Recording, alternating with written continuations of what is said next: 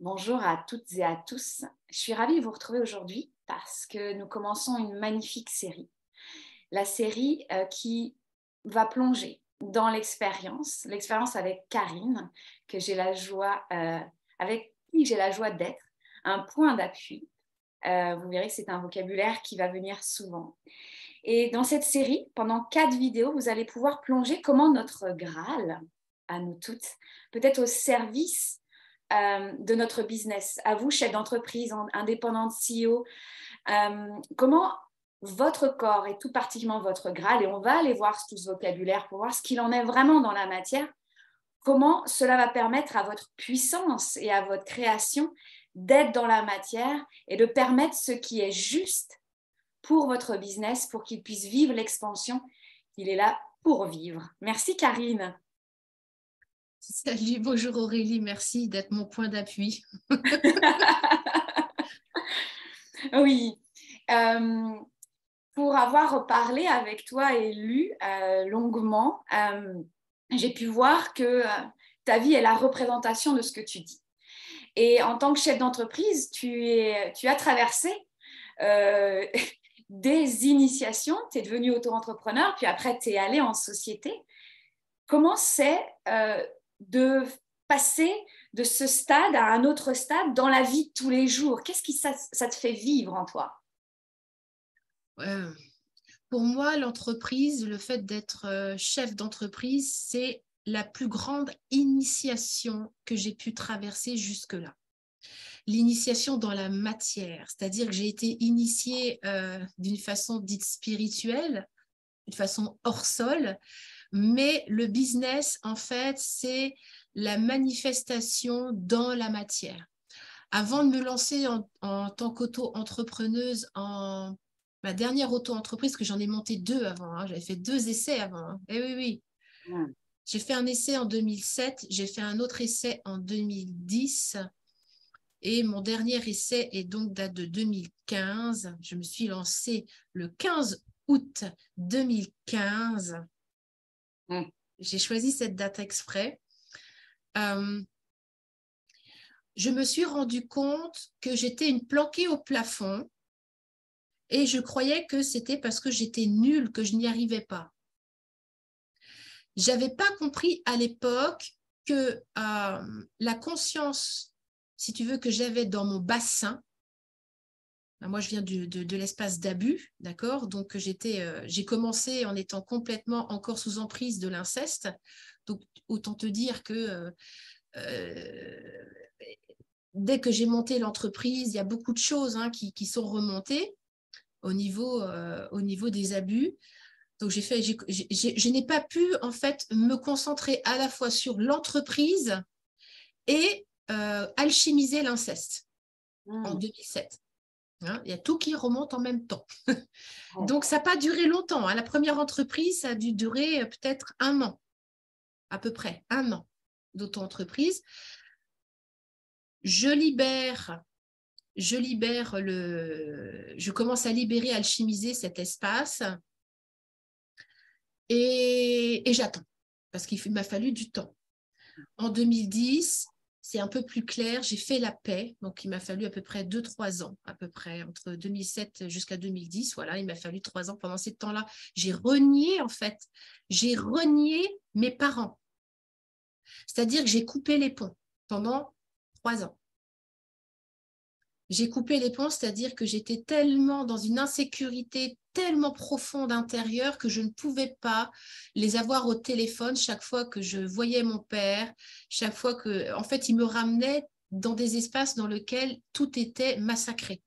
Donc, j'ai mis tout ce temps pour réussir à mettre du cœur dans ce Graal et à comprendre que ça faisait partie de mon histoire et que j'avais quelque chose entre guillemets, à en faire et pas à rester cachée dans la victime. Et en 2010, je me suis relancée, mais j'avais à l'époque, tu vois, je me suis lancée, j'avais un travail alimentaire. Donc, je travaillais je travaillais pour en animation dans des parfumeries. Et j'avais aussi, donc, j'étais chamane à l'époque, j'ai commencé en tant que coach en conscience corporelle. Et là, je faisais des soins énergétiques. Et je donnais des cours. Donc, j'avais 2, tu vois.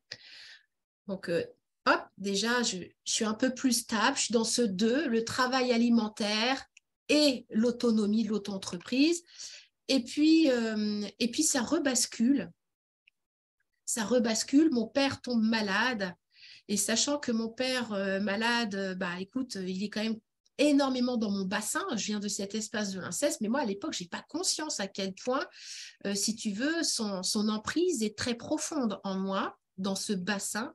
Et c'est quand il va passer de l'autre côté du miroir, quand il va mourir au bout d'1 an et demi à peu près de cancer, quand il va passer de l'autre côté, moi, je vais le sentir me passer à travers le bassin. Je le sens passer à travers. Et là, je me dis, oh, il y a quelque chose là. Donc ça, c'est en 2015, janvier 2015. Il meurt en janvier 2015 et je monte mon entreprise en mars 2015. Ça a été très vite. Hein. Et oui. Ça a été très vite. Et donc, je la monte en mars. Enfin, je commence à travailler en mars, mais je ne la déclare pas tout de suite, pour essayer de me refaire un peu la main. Parce qu'à l'époque, je suis tellement perdue, en fait, c'est ça, c'est que j'ai été perdue, je suis enceinte en plus. Tu vois, mon père meurt, je suis enceinte de ma 4e enfant. Je suis en gestation, mais je ne sais pas que je suis en gestation de moi. Tu vois, je suis en gestation de moi. Je me suis trompée sur la date, en fait. C'est en 2016 que tout ça se met en place. Donc, j'accouche. Je n'ai plus de droit au chômage. J'écume tous mes droits maternité. Je me retrouve en mars 2016, je n'ai plus rien. Je n'ai plus aucun repère. Alors, pendant toute ma grossesse, je me suis accrochée à une idée. Je vais reprendre la brasserie du coin. Je suis tellement nulle en tant qu'entrepreneuse. Dans les soins, je vais être tellement nulle. Je n'ai pas de succès, il n'y a personne qui vient. Enfin, tu vois, j'étais complètement démunie. Je ne comprenais pas pourquoi j'étais aussi nulle. J'ai travaillé pendant un peu plus d'1 an pour Lancôme, mais là, j'ai réussi à créer de l'argent. Je me suis réalisée en tant que femme qui était capable de manifester 1 600 € par mois. J'étais au bout de ma vie déjà à l'époque. Hein. Je n'avais jamais dépassé 1 000 balles par mois. Hein. Je n'avais jamais dépassé 1 000 balles par mois. Et là, tout d'un coup, je réussis à 1 600. Lancôme vient me chercher pour former des équipes. Là-dessus, mon père décède. Là-dessus, je suis enceinte.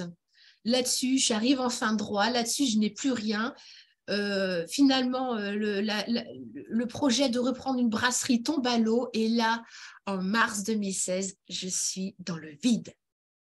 Ouais. Dans le vide. J'ai une maison à payer, puisque j'ai récupéré les droits de ma maison, donc j'ai une maison à payer. À l'époque, les traites sont de 900 €. J'ai une voiture à payer et j'ai 4 enfants. Voilà, hein, ils sont tous à la maison. Et là, tu vois, je me retrouve dans une angoisse. Tu sais, cette fameuse angoisse que certainement beaucoup d'entrepreneurs et d'entrepreneuses connaissent. C'est-à-dire que je n'ai aucune visibilité, je ne sais absolument pas ce que je vais faire de ma vie. Mais rien, je suis au point zéro, dans le vide total. Total. Et là, je suis enceinte. Enfin, tu vois, je dois être enceinte de 3 mois. Je tombe comme par hasard sur une femme dans un, comment ça s'appelle, tu sais, les salons du bien-être qui me parlent d'Access, Consciousness, tout ça, bidule, les bars et tout. Moi, j'ai décompensé en 2012, on ne pouvait pas me toucher le crâne comme par hasard. Les barres d'Access, on te touche le crâne. Autant te dire que la première fois que quelqu'un m'a touché le crâne, j'avais l'impression de voir toutes mes vies me passer devant le visage. C'était un truc de fou. Mais surtout, au-delà des barres d'Access Consciousness, ce n'est pas ça qui a été le plus grandiose pour moi. Ça a été de me rendre compte, grâce à ce système dit américain, parce que c'était un système américain, en fait, je me suis rendu compte que nous avions un rapport à l'argent. Mais oui, un rapport à l'argent. Et jamais je ne m'étais rendu compte qu'effectivement, on entretient un rapport à la bouffe, à nos enfants, à nos parents, à la vie, à tout. Il y a un lien, il y a une relation qui se crée avec tout et l'argent en fait partie. Et là, je suis tombée de haut. J'ai lu le livre de Christian Junot qui raconte que justement la relation à l'argent parle de toi. Et là, ça a été le début. Ça a été le début où je me suis dit, j'ai vraiment un gros problème. En fait, j'étais une putain d'anorexique au pognon. Et surtout, je fais le lien entre le sexe et l'argent. Et que tout ça, l'espace dans lequel ça se passe et que tout le monde ignore, c'est pas forcément dans la tête, c'est pas dans les trous de nez, c'est même pas au niveau du cœur, c'est dans le bassin. Ouais. C'est là où j'ai senti mon père me désastraliser, me passer à travers. C'est là où je sens le désir, tu sais, quand j'ai un désir profond, que je sens que c'est par là, c'est pas dans ma tête que je sens l'excitation, c'est en bas, c'est dans mon corps, ça pétille et je me dis mais merde. Et si on s'était trompé, tu vois? Et là, eh bien, j'accouche moi d'une façon orgasmique. Donc ma fille me passe à travers, donc c'est quand même le 4e accouchement. J'accouche pour la 2e fois à la maison. Cette fois-ci, j'ai l'impression d'être un canal, tu vois, un tube. Comme si ma fille, en fait, ouvre un nouveau canal en moi. Le truc terre-ciel, ciel-terre. D'ailleurs, Iléna, ça veut dire ça, celle qui rejoint le ciel à la terre. Mais à l'époque, tu vois, je ne sais pas. J'accouche, j'ai l'impression, en fait, qu'elle tombe du ciel, qu'elle me tombe du chakra coronal, qu'elle me traverse le corps et elle tombe dans les mains de son père.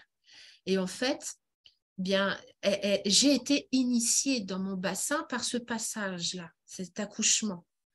D'accord? Mais j'ai surtout accouché de ma puissance. Oui.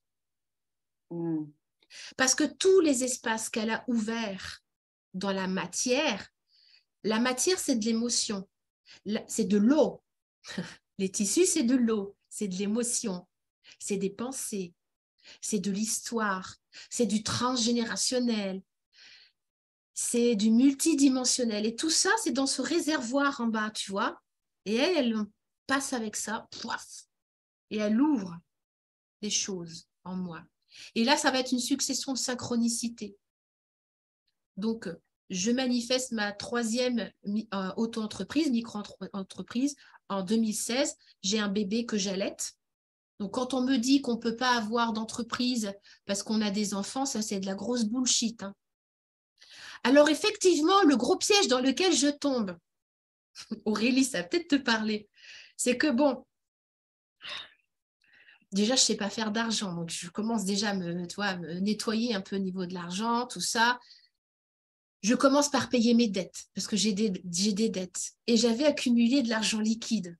Premier défi, je dis, OK, je paye mes dettes. Je devais 2 fois 500 € à 2 personnes différentes, parce que comme je ne savais pas générer, j'étais très fortiche pour demander de l'argent, mais je ne remboursais jamais. Tu vois, je venais de ça. Donc, je ne remboursais pas parce que je ne pouvais pas. J'étais dans cette forme d'impuissance. Et là, je dis, OK, j'ai un problème avec l'argent. Je me sers des dettes pour entretenir un lien névrotique avec l'autre. Je dis, mais en fait, je n'ai pas besoin de l'autre, j'en ai marre. Ce que j'ai fait, c'est que j'ai envoyé dans des bouquins, j'ai pris 500 €, je l'ai mis dans un livre, j'ai envoyé, je dis, voilà, je te dois 500 €, je te les envoie en liquide dans un livre. Je te dois 500 €, et en fait, en août 2015, en 2016, donc c'est là où je monte mon auto-entreprise. Logiquement, c'est le mois où on fait le moins de chiffre d'affaires parce que tout le monde est en vacances. Et je suis comme ça parce que j'ai fait ça en plein mois d'août. Et j'ai osé, si tu veux, me libérer de tout l'argent que j'avais mis de côté. J'avais mis cet argent de côté pour pouvoir survivre au mois d'août, au cas où. Et je dis, tant pis, je prends cet argent et je paye mes dettes. C'est le mois où je vais avoir le plus de chiffre d'affaires. Donc, en fait, tu vois, ma vie est une succession de j'ose, je me laisse traverser, je rencontre ma peur, je vois ce qu'elle me raconte de moi et on avance. Mais surtout, c'est je rentre à l'intérieur de moi. Et c'est parce que tout ça, pendant ma grossesse, ce qu'il faut savoir aussi, c'est, je vais faire le lien avec ça parce que c'est très important dans la compréhension. Je vais devenir femme fontaine. La fontaine, c'est pas non plus de la morve de nez. On est bien d'accord. D'accord, c'est bien en bas, la Ouais. fontaine. Et cette fontaine, c'est pour moi la traduction, ce que je dis, la femme fontaine, c'est quand ce yin est apaisé, c'est-à-dire que quand tu as suffisamment d'espace, de sécurité intérieure dans ton Graal, dans ton sexe, dans ton bassin, dans ton périnée, eh bien, tu peux émettre un yang. Le yang peut s'exprimer et les os qui s'expriment par là sont vraiment, pour moi, le symbole de ce yang apaisé. Voilà. Et bon, je ne sais pas ce que ça te fait, ce que je te raconte là. Hein. Mon bassin aime bien entendre ça. Et puis, tu sais, c'est tout ton cheminement, il nous fait passer de la montagne à la grotte, de je pense donc je suis à je ressens et je me permets et j'ose. Ça descend, ça s'autorise, ça se permet et il n'y a rien à rejeter en fait dans tout ce parcours. Tout ce parcours d'initié, c'est un voyage de rencontre à chaque fois vers toi, vers ce qui se permet de s'ouvrir et danser avec la conscience amoureuse, comme tu le dis. Et c'est là où la fontaine de jouvence, elle se permet et elle est là, elle a toujours été là. Ça ne se force pas une fontaine de jouvence. Ça se retient, ça se contient, ça s'observe et ça vient quand c'est prêt. C'est exactement ça. Et l'idée, c'est que, ben, en fait, toute cette alchimie amoureuse du Graal, pour moi, en fait, je vois le parallèle avec mon empuissancement entrepreneurial. Tu vois, c'est-à-dire que de cette fontaine de jouvence, de cette libération de l'amrita, de cette eau sacrée, en fait, il y a eu cette autorisation à me lancer en tant qu'auto-entrepreneuse. C'était pour la troisième fois, je dis, mais j'étais complètement maso. Je dis, mais cette fois-ci, j'y vais, je ne me donne plus le choix. Ah, Mais oui, là, j'arrête de me caler derrière un mari ou un travail alimentaire. C'est non, non, tu vas vivre de ta propre activité. Et non seulement tu vas vivre, mais tu vas faire vivre ta famille. Donc, je me suis retroussé les manches. J'ai eu des peurs viscérales de ne pas connaître mon chiffre d'affaires, parce qu'à l'époque, j'étais hypnothérapeute en sevrage tabagique. J'ai fait ça pendant 3 ans pour me faire la main. Tu vois, donc les gens, c'était facile pour moi parce qu'il y avait plein de fumeurs. Et je leur demandais, si tu veux, ils me payaient, si tu veux, ce que eux auraient dû investir en un mois de tabagisme. Donc, tu vois, avec le prix, j'avais un point d'appui, si tu veux. Bon, voilà. Et tu vois, au départ, j'ai commencé à 1500 euros, tu vois, de chiffre d'affaires. C'était tranquille, tu vois, quand je reprends mes chiffres de 2016, mais j'étais tellement heureuse déjà de réussir à faire 1500 euros de chiffre d'affaires par mois. Moi, j'étais au bout de ma vie, hein, en 2016. J'ai fait ça 3 ans. yes. J'ai fait ça pendant 3 ans, en plus, au premier confinement. Voilà. J'ai fait ça jusqu'au premier confinement et j'ai arrêté. J'ai arrêté parce que du coup, j'ai eu des vases communicants. C'est ça qui est très important dans l'entreprise. C'est que souvent, on a des vases communicants d'activité ou d'ouverture. On ne peut pas couper d'un coup et te raccrocher à un autre. Tu vois, il y a vraiment des transferts de cordon ombilical. Tu vois, moi, j'ai arrêté le sevrage tabagique qui me rapportait beaucoup d'argent. J'ai arrêté également les barres d'accès. J'étais facilitatrice parce que du coup, ça me rapportait aussi. Donc, j'ai arrêté tranquillement tout cela. Et au fur et à mesure, c'est là où en 2017, j'ai monté ma chaîne YouTube, où je me suis autorisée à monter ma chaîne YouTube, où je parlais de sexualité. Rien à voir avec le sevrage tabagique, on est bien d'accord. Hein. On est passé d'une bouche à une autre, mais Mais c'est ça. ouais. Mais c'est ça. En fait, au départ, je croyais, tu vois, être une noisette. Que voilà, j'étais hypnothérapeute, facile dans les états de conscience modifiés. J'avais fait du chamanisme, des soins énergétiques, voilà, un peu artiste, machin, tu vois. Je croyais que j'étais une petite noisette tranquille, planquée dans mon coin.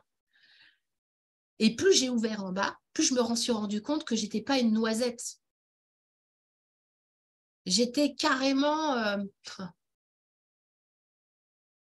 tu vois, l'arbre de Avatar. Mhm. Bon, ben voilà. J'étais Eoa. Voilà. J'étais cet arbre sacré. J'étais pas juste un petit noisetier, quoi. J'étais Eoa. Et Eoa, c'était où?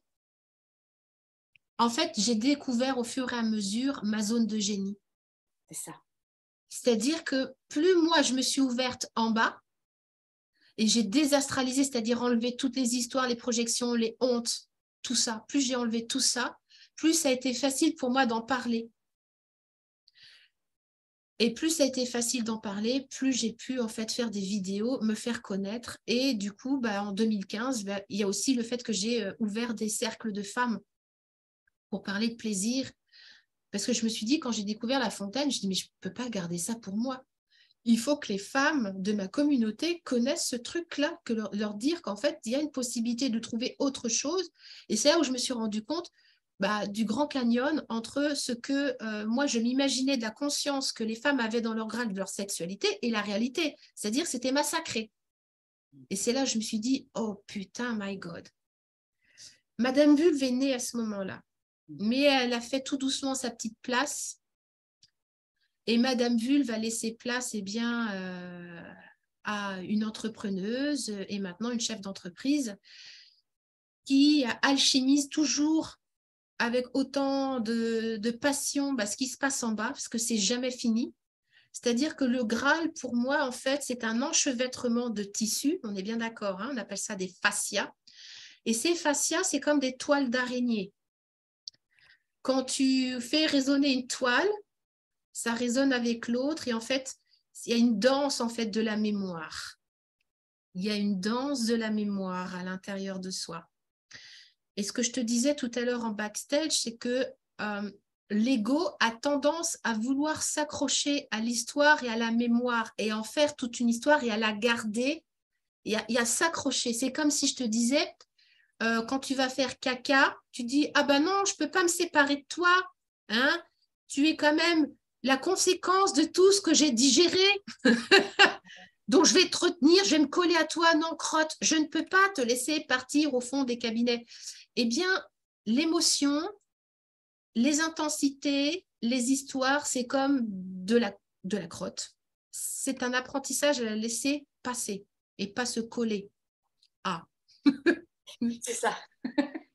Mais c'est vraiment ce que j'aime beaucoup dans la manière dont tu le vis et tu le transmets, c'est que c'est un chemin d'humilité. Donc, on est vraiment dans la terre et un chemin de transmission. Et c'est vraiment tout ce qui est le fascia. Le fascia est ce réseau de transmission où la conscience peut détricoter et observer et trier. C'est une histoire? Où est-ce que c'est là? Et c'est quand je lâche cette crotte, cet attachement à l'histoire, que je m'abandonne à et que je peux plonger dans le fascia et il sait très bien ce qu'il doit faire, lui. Je dis toujours que la vie n'a pas besoin de nous.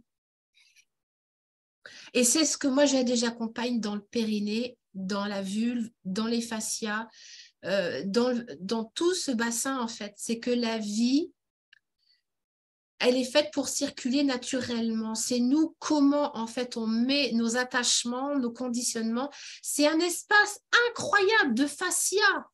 C'est un enchevêtrement de tissus, de tendons, c'est le noyau fibreux, c'est un carrefour. Enfin, c'est extraordinaire. Je suis toujours étonnée de voir à quel point les femmes se méconnaissent en bas alors que c'est la porte d'entrée de l'empuissancement, dans tous les sens du terme. Être femme, c'est pas être là. Hein. Voilà. Et moi, j'ai vraiment, si tu veux, alchimisé cette féminité intérieure, non pas dans ma tronche, mais vraiment dans mes tripes, dans mon sexe, en osant rencontrer mes terreurs, puisque putain, je sais ce que c'est que de se retrouver à la fin en début de mois et de me dire putain, j'ai pas fait de chiffre, comment je vais faire pour faire, comment je vais faire. Mais en fait, la vie, il y a un moment donné où quand il y a une sécurité intérieure, il y a une confiance qui émerge, tu vois.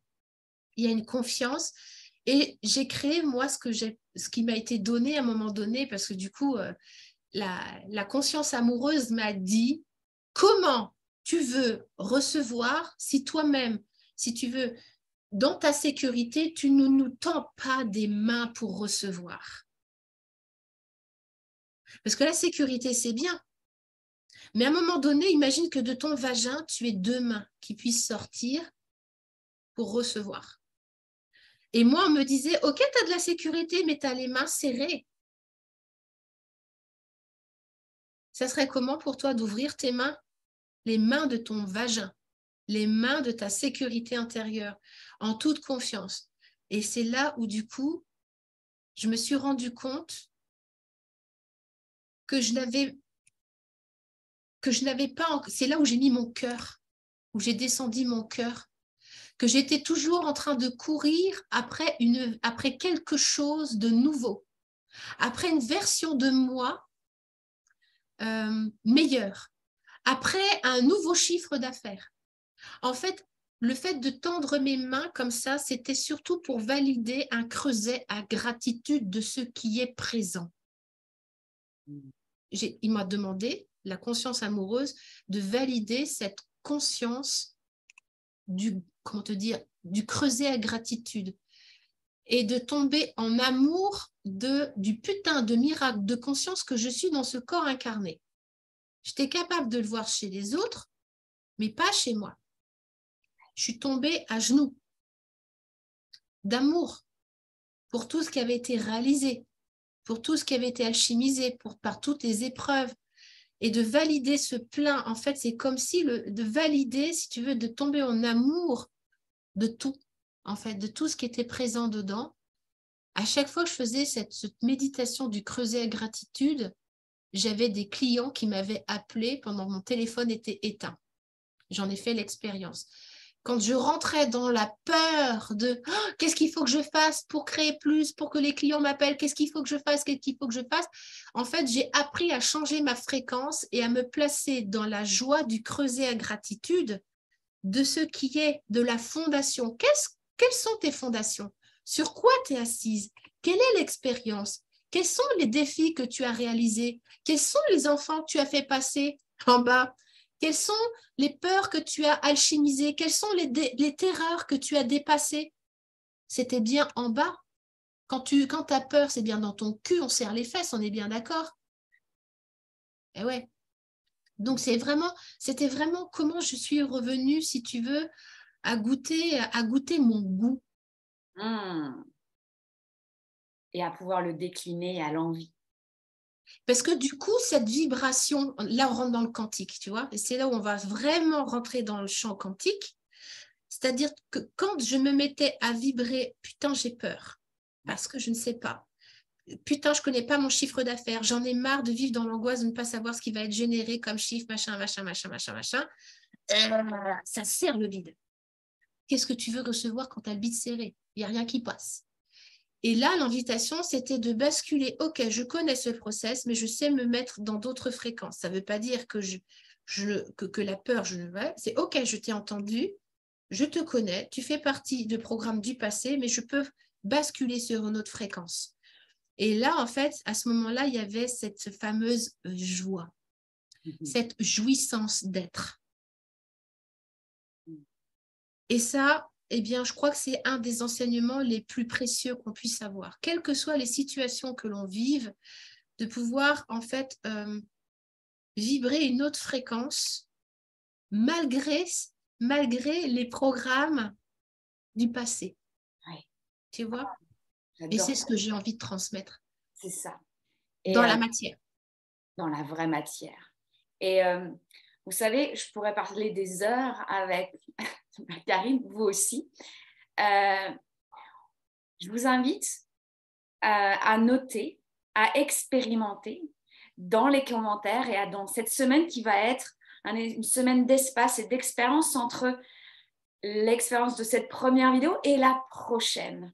J'aimerais bien que vous et moi, nous tous ensemble, on expérimente l'enseignement du Graal. Parce que c'est bien joli, vous avez écouté cette vidéo, mais vous allez en faire quoi maintenant?